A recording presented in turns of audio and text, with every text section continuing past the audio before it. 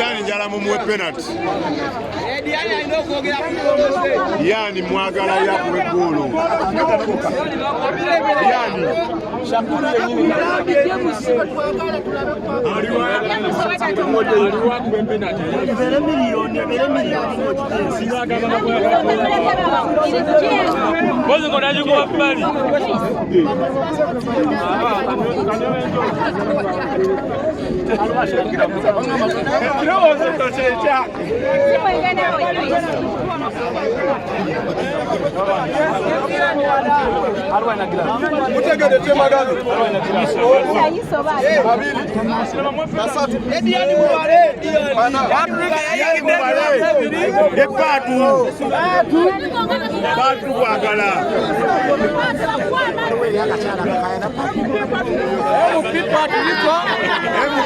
Ingide mirundi ebiri lakini ziwakuwa penalty.